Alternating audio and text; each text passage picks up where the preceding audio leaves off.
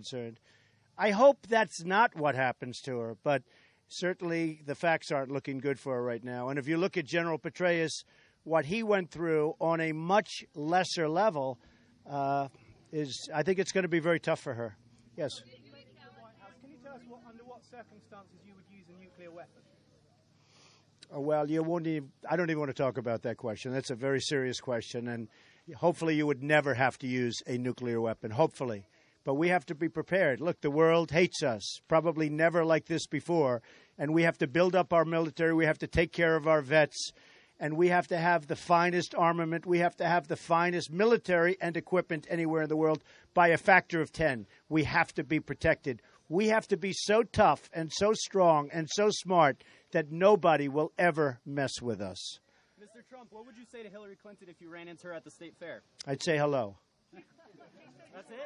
Mr. Trump. Say it again. What's your biggest challenge going forward beyond denial? Well, we've done so well because people hear my message. We're being ripped off by everybody in the world, whether it's China, Japan, Mexico, both at the border and in trade. In the case of Mexico, Mexico is sort of becoming the new China in terms of trade. So many companies. Just yesterday I read where Nabisco is moving to Mexico. I mean, give me a break. So we have to reverse that. We need jobs in our country. We don't have to worry about other countries. We're going to take jobs back from China, Japan.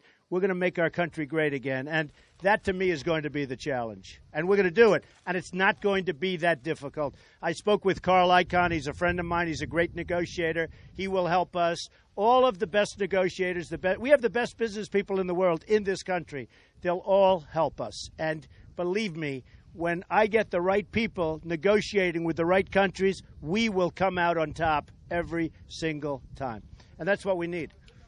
Thank you. Jeb Bush. You talked about Jeb Bush yesterday being a puppet of all his donors raising $100 million. Well, Jeb Bush is a puppet to his donors. There's no question about it. He's got lobbyists. I know them. He's got lobbyists. And, he made statements over the last couple of days that are incredible, trying to justify the war in Iraq can't be justified. And then he said skin in the game. I don't know if you saw his recent statement. He said the United States has to prove to Iraq that we have skin in the game. We've spent $2 trillion, thousands of lives lost, wounded warriors who I love all over the place. And he said we have to prove that we have skin in the game.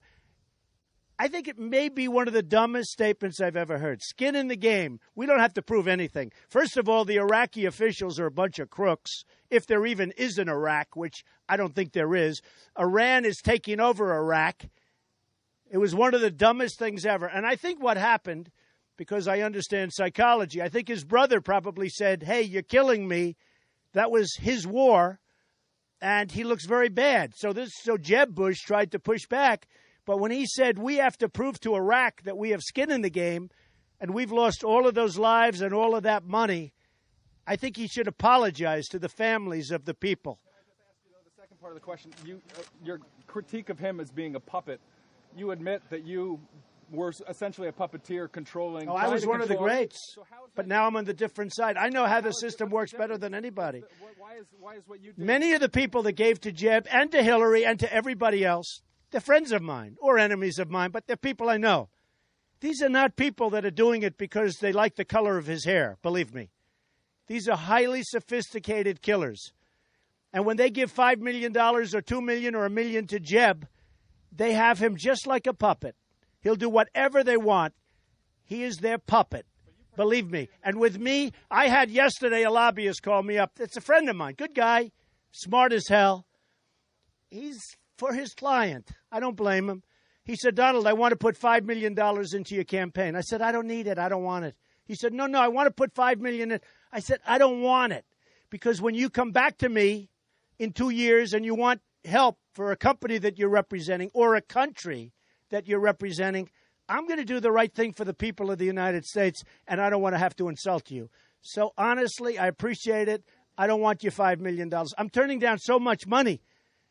But if he put it up, I'd feel obligated because I'm a loyal person, just like Jeb Bush. Jeb Bush and all of them. I'm not just talking about Jeb Bush, Hillary too. Believe me, nobody played the game better than I did. I know the game from the other side, and that's the way it works. Qualified to be president, in your view? Nobody else will do the job that I will do. I will bring back jobs. I will strengthen our military. I'll take care of our vets. I'll get rid of Obamacare, which is, by the way, a catastrophe. Look at what's happening with your – no, look what's happening. Look what's happening. The cost of your insurance is going through the roof. Look what's happening. It's terrible. I will take care of people, and I will be better to women in terms – that's another thing I heard with Jeb. Women's health issues. He didn't want to fund. Then he goes back 2-3 hours later and said, oh, he misspoke. He misspoke.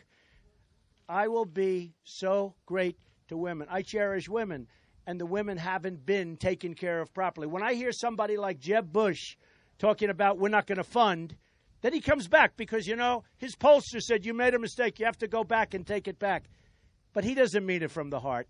Okay, another question? How will you deal with Congress? Well, I just put out, in fact, it'll come out tomorrow on Meet the Press, actually. I just put out a policy on immigration, and I think it's very comprehensive. So we're going to be tax policy, which I happen to be very good at. I mean, who knows the system better than me? I'm putting out a tax policy paper over the next 2 weeks. So we're putting them out one by one. And I think that you will see that it's going to be very important. Yes. A lot of voters are saying, and thank you for all your nice words, by the way. A lot of voters are saying that they really want to see your policies now. They're very eager to see the sort of substance behind your remarks. Well, I think the press is more eager to see it than the voters, to be honest. I think the voters like me. They understand me. They know I'm going to do the job. And, you know, when you put out policy like a 14-point plan, a lot of times in the first hour of negotiation, that 14-point plan goes astray, but you may end up with a better deal. That's the way it works. I mean, that's the way really life works. When I do a deal, I don't say, oh, here's 14 points. I go out and do it. I don't sit down and talk about 14 points. But I know the press wants it. I don't think the people care. I think they trust me. I think they know I'm going to make good deals for them. That's what it's all about. I'll get Congress. I've been getting politicians to pass whatever I wanted all my life. Nobody has more experience. You know, it's sort of interesting. Nobody has more experience dealing with politicians than I. I've been dealing with them all my life, whether it's big New York City zoning deals, which, by the way, are probably tougher than most of the things I'll be dealing with foreign countries. I mean, I built a city on the west side of Manhattan. You talk about getting zoning. Getting zoned for Trump Tower, 68 stories on 57th and 5th.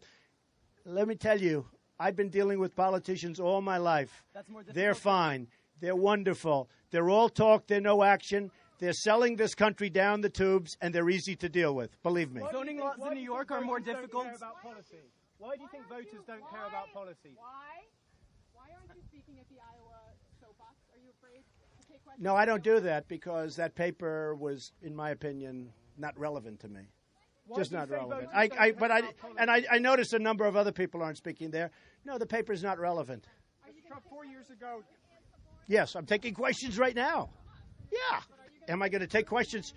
She just asked, Casey, am I going to take questions from reporters? What am I doing? Am I taking questions from reporters? They'll tell you I'm taking questions. By the way, unlike Hillary, this is unlike Hillary. Do we agree? Okay, go ahead. Yes? I hadn't heard that. Well, I guess that's a compliment in many ways. Okay. Yes, go ahead.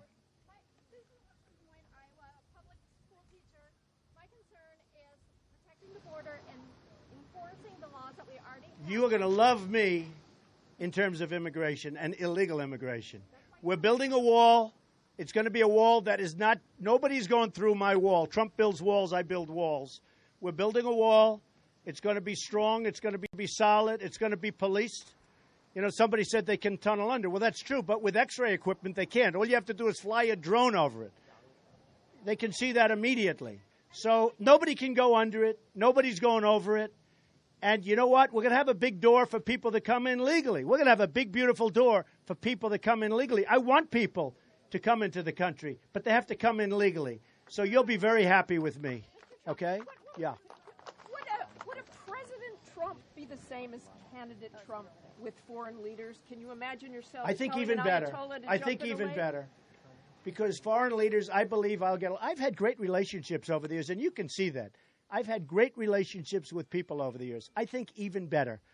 I'm doing well. I'm leading in every poll, the little ones, the big ones.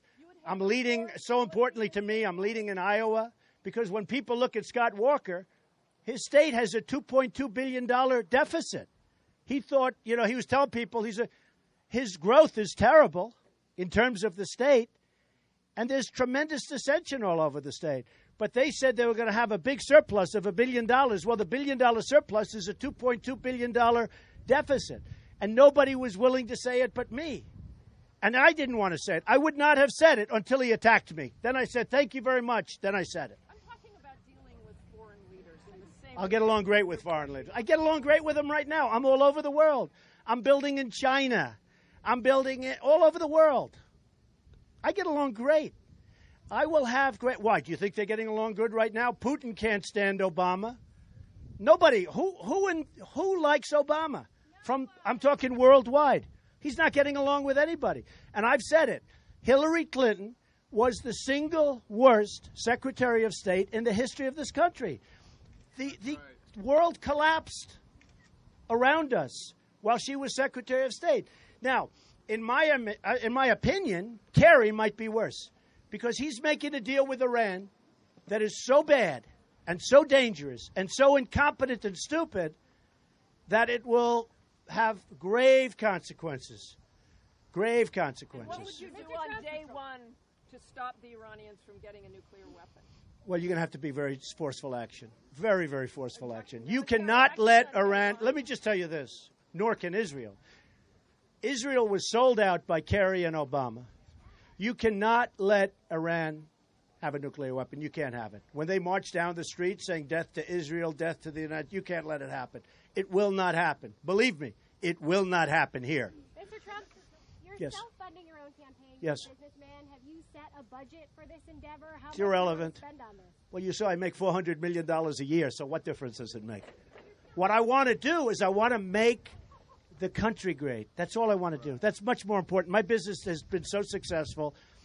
My children and my executives will run that easily. I won't even think about it. I won't even care about it.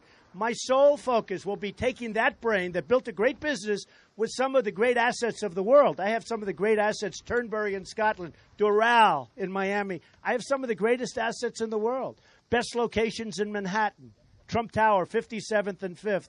That's what I do. That whole, whatever it is, whatever kind of a brain that is, will be used to making our country rich again. Trade deals, great trade deals. Making our country rich and then making it great. We can't make it great unless we make it rich. We have to bring back the money. We're a debtor nation. We owe $19 trillion. So my whole focus will be this country and making it great. Mr. Trump spend $1 billion on the election? How much? $1 billion. I would do that, yeah, if I had to. Do you think that a woman who's been raped should be able to have Yes, I do. someone who's the victim? Yes, I do. I have the exceptions.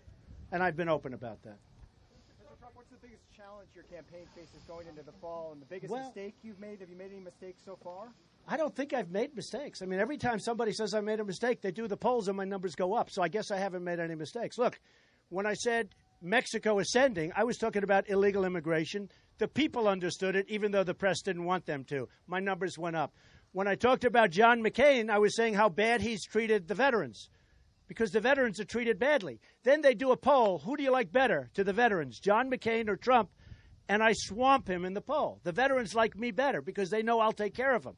He hasn't taken, after 30 years, he hasn't taken care of them. And this last thing with Fox, I mean, I love Roger Ailes, but all you have to do is ask Roger Ailes who won. So I don't think I don't think I've made any mistakes. I'm sure I will at some point. But so far, you would have to say, hasn't worked out badly, right? Huh? See, he's a reporter. Doesn't want to give me an answer, but that's all. CNN, they ran a profile of your wife as a possible first lady. They're not doing that to any other candidate. Is your wife ready? That one I haven't heard. Did you run a profile?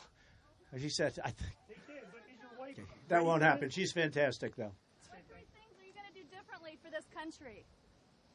I'm going to do a lot of things, almost everything. 3 things. You want to know? Yeah. What things am I going to do different for this guy? Almost everything, because that's what has to happen.